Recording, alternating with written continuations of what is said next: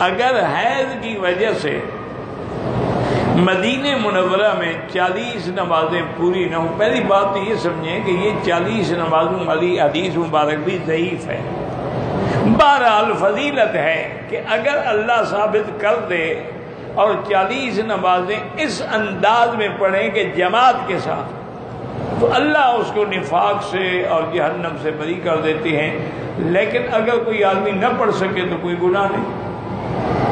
اور اگر کسی نے پوری کوشش کی لیکن عورت ایام حیض آ گئے، نماز پوری نہیں ہو سکی، کوئی بات نہیں، اس پر کوئی نہ گناہ ہے، بلکہ انشاءاللہ اس کی نیت کے مطابق اللہ اس کو 40 نمازوں کا ہی ثواب دے، کیونکہ اس کی نیت تھی، اس نے 35 نمازوں میں کوئی قضا نہیں۔ اور اس کی علماء نے یاد رکھیں ایک حکمت بھی لکھی ہے کہ 40 دن اگر کوئی شخص پابندی سے نماز جماعت کے ساتھ پڑھتا رہے تو انشاءاللہ وہ نمازی ہو جائے، اس کی اصلاح ہو جائے، اللہ اس کو بے نمازی ہونے سے بچا لیں گے، کیونکہ 40 کے عدد میں اللہ کی کوئی حکمت ضرور ہے کہ اللہ نے موسیٰ علیہ السلام کو بھی 40 دن کے لیے طور پہ بلایا، وَتَمَّ مِيقَاتُ رَبِّهِ 40 لَيْلَةً۔ اور اسی طرح جب آدمی کا نطفہ بنتا ہے، پھر علقہ بنتا ہے،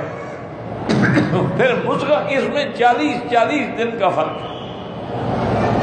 تو اس لیے علماء کہتے ہیں اس کا معنی یہ ہے کہ 40 دن کے بعد کوئی نہ کوئی تبدیلی ضرور آتی ہے۔ اسی لیے بزرگوں نے،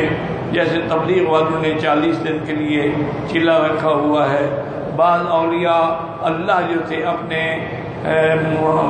مقام پہ خانقاہوں میں 40 دن کی عبادت کا ایک انہوں نے اصول رکھا ہوا ہے، تو اس کی وجہ یہی تھی کہ بھی تبدیلی آتی ہے بندے کے، اور ویسے بھی کیسے نہ ہو، جب گناہوں کا اثر ہوتا ہے تو نیکی کا اثر کیوں نہیں ہوتا؟ دیکھیں نا، گناہ کا بھی تو اثر ہے۔